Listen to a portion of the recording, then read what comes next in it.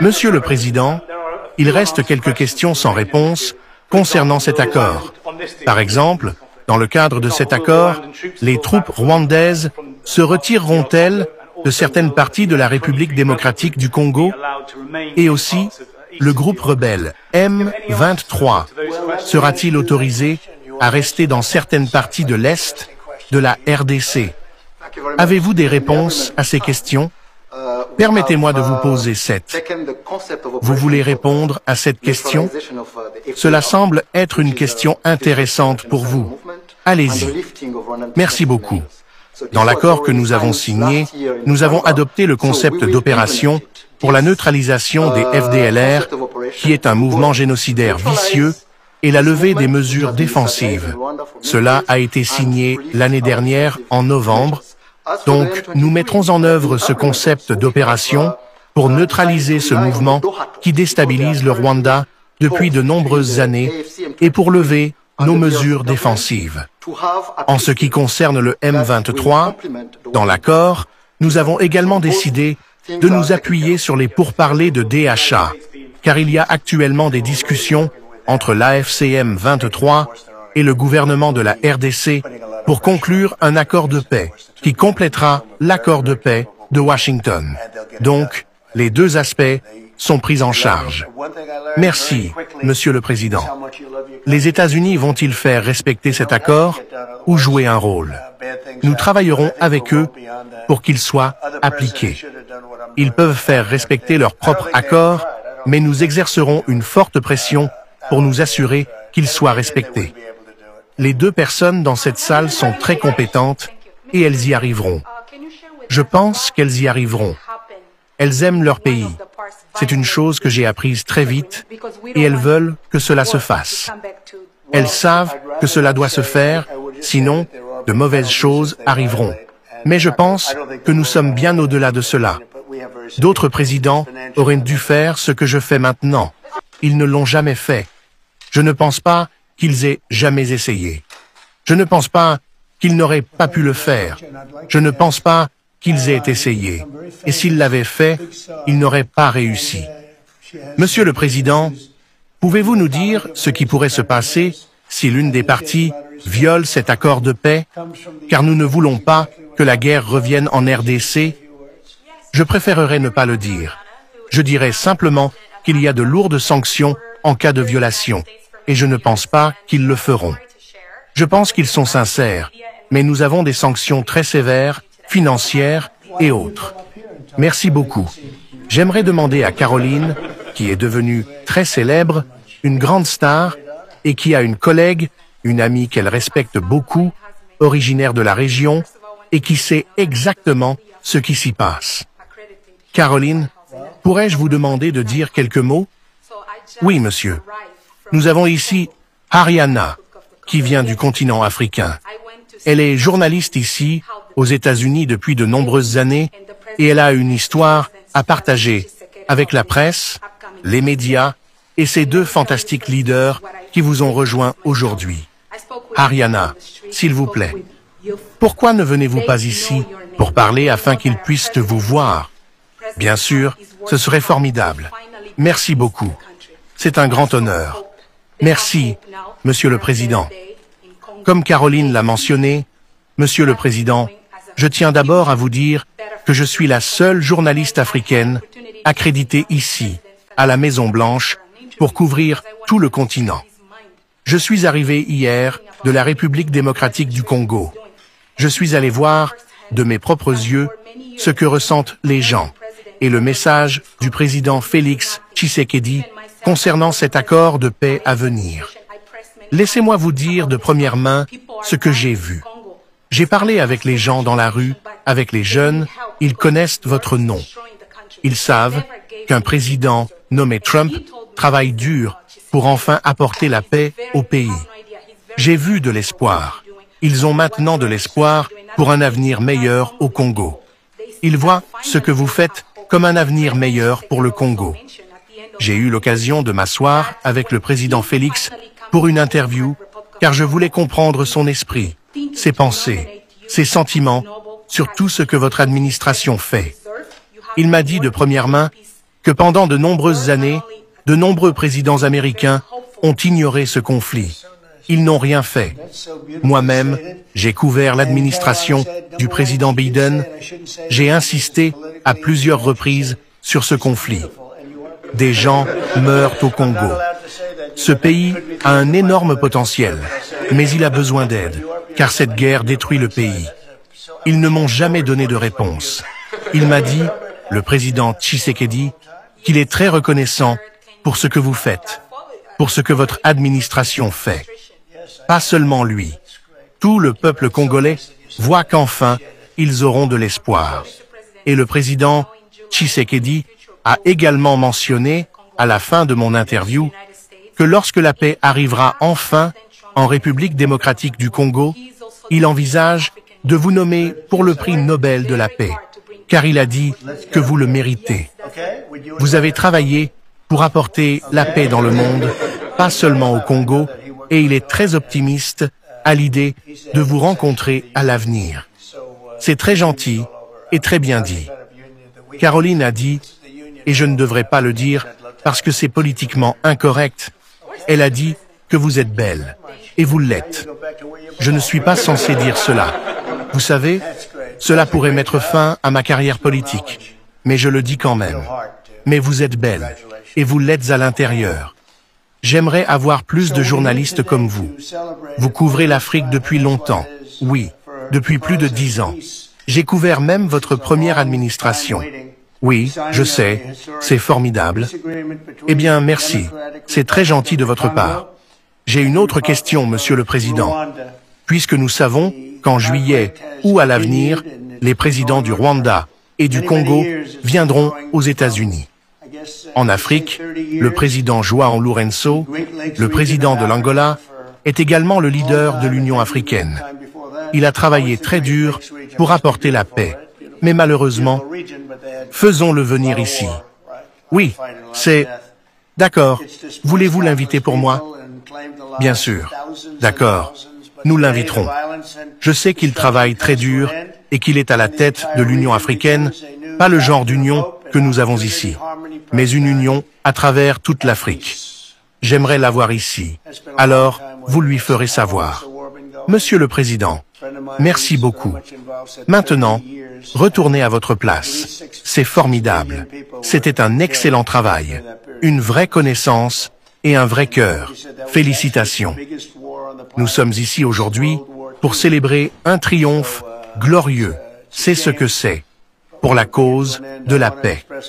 Cela faisait longtemps qu'on attendait la signature d'un accord de paix historique entre la République démocratique du Congo et la République du Rwanda. Ce conflit dure depuis de nombreuses années, on dit 30 ans, dans la région des Grands Lacs en Afrique, et peut-être même avant cela. La région des Grands Lacs doit être magnifique, n'est-ce pas? Magnifique! Une belle région, mais ils ont eu beaucoup de guerres, beaucoup de combats, beaucoup de morts. Cela a déplacé d'innombrables personnes et coûté la vie à des milliers et des milliers de personnes. Mais aujourd'hui, la violence et la destruction prennent fin, et toute la région entame un nouveau chapitre d'espoir, d'opportunité, d'harmonie, de prospérité et de paix. Cela faisait longtemps qu'on attendait. J'ai dit, depuis combien de temps dure la guerre? Un ami très impliqué a dit 30 ans, et au moins 6 millions de personnes ont été tuées pendant cette période. C'est incroyable. Quelqu'un a dit que c'était la plus grande guerre sur la planète depuis la Seconde Guerre mondiale. C'est une honte, mais nous allons y mettre fin. Je veux exprimer ma gratitude et mes félicitations aux représentants de la République démocratique du Congo et de la République du Rwanda qui ont signé cet accord crucial il y a peu de temps. Ils viennent de signer devant nous. Permettez-moi également de remercier le secrétaire d'État Marco Rubio, qui a travaillé très dur sur ce sujet. Et nous avons travaillé ensemble dessus pour son leadership exceptionnel. Alors, s'il y avait eu bradage, s'il s'agissait justement de vendre, comme certains le disent, nos ressources au prix de la paix, je pense que nous aurions commencé avec une séquence tout à fait différente. Nous aurions commencé justement à vendre. Mais ce n'est pas ce que nous avons fait aujourd'hui. Ce n'est pas ce que nous avons signé aujourd'hui. Aujourd'hui, nous avons signé un accord de paix dans lequel il n'y a aucune provision sur les questions économiques, sur les questions de minerais stratégiques. Et cet accord est très clair. Il prévoit justement la fondation pour un environnement propice dans lequel on peut aussi envisager un retour, si vous voulez, d'investisseurs, où on peut aussi envisager une économie plus dynamique. Mais nous sommes tous clairs dans notre compréhension du séquençage des choses. Nous ne pouvons pas penser à un contexte économique ou à la signature d'accords économiques sans pour autant tenir compte de la nécessité d'un retour de l'autorité de l'État, sans pour autant tenir compte de la nécessité d'un contrôle rétabli de toute notre intégrité territoriale. Et donc, à ceux qui pensent justement que cette paix a été obtenue justement à travers un bradage de nos ressources, je dis non, ce n'est pas le cas. L'accord se concentre sur la paix, il se concentre sur le rétablissement de l'autorité de l'État. Et il se concentre justement sur la création de conditions propices pour une économie dynamique, chose que nous souhaitons évidemment pour nos compatriotes à l'Est et pour tout le reste de la République démocratique du Congo. Et donc, nous devons voir cela de manière séquentielle. Et la première séquence pour toute économie qui veut être prospère, c'est d'abord la paix.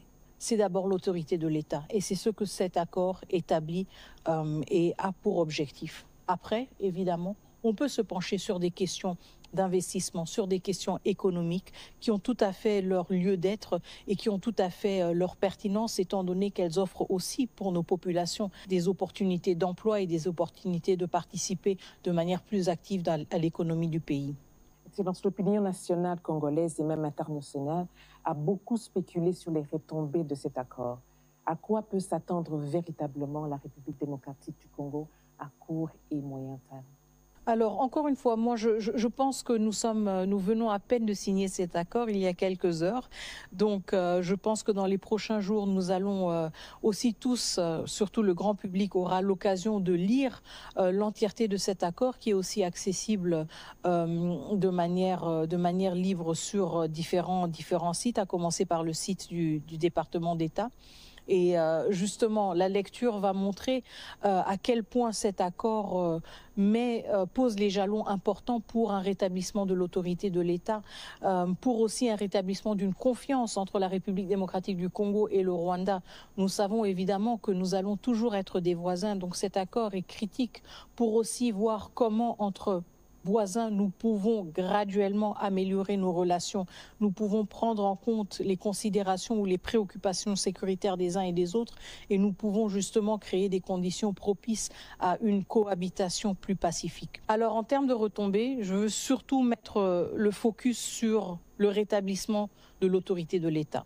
Je veux mettre le focus sur le départ de troupes étrangères qui n'auraient jamais dû être en République démocratique du Congo. Je veux mettre l'accent sur la question aussi de l'accès humanitaire. Ce que nous vivons à Goma, à Bukavu, à Walikale, à Masisi, à Rutshuru, c'est une situation qui a duré bien trop longtemps. Une insécurité qui a rendu l'accès humanitaire extrêmement difficile, qui a plongé des millions de Congolais dans des situations volatiles, dans des situations d'insécurité alimentaire, de déplacement forcé. Et donc ce sont les retombées très concrètes et très tangibles auxquelles nous nous attendons à travers cet accord qui entre en vigueur dès sa signature, à savoir dès maintenant. Et pour nous, c'est justement la question que nous avons toujours placée au centre de nos négociations.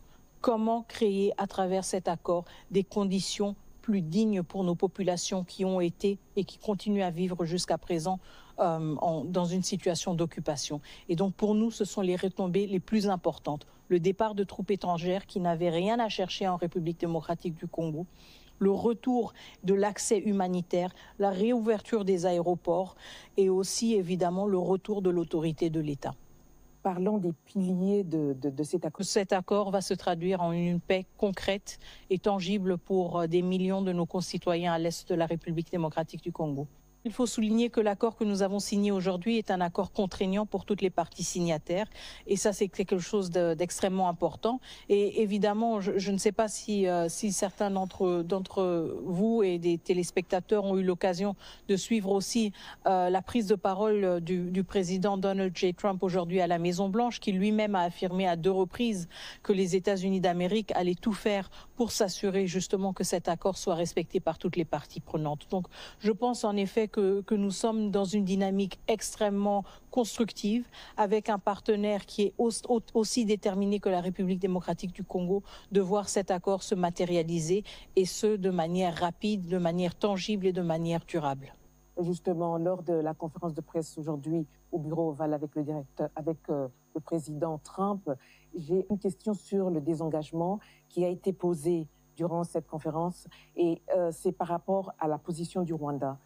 Pendant la conférence de presse du président Trump, le ministre rwandais des Affaires étrangères a semblé affirmer que le retrait des troupes rwandaises de la République démocratique du Congo est subordonné à la neutralisation des FDLR, on comprend les forces démocratiques de libération du Rwanda. Même si le président Trump a recadré la réponse du ministre rwandais, que dit l'accord à ce sujet? L'accord est très clair.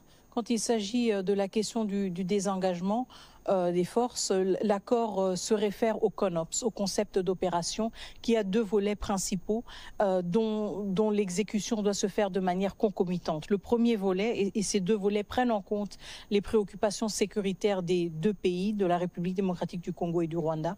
Le premier volet, c'est le désengagement des forces, à savoir les forces armées rwandaises qui sont sur le territoire congolais. Et le deuxième volet, la neutralisation des FDLR. Donc la préoccupation principale en termes de sécurité du Rwanda.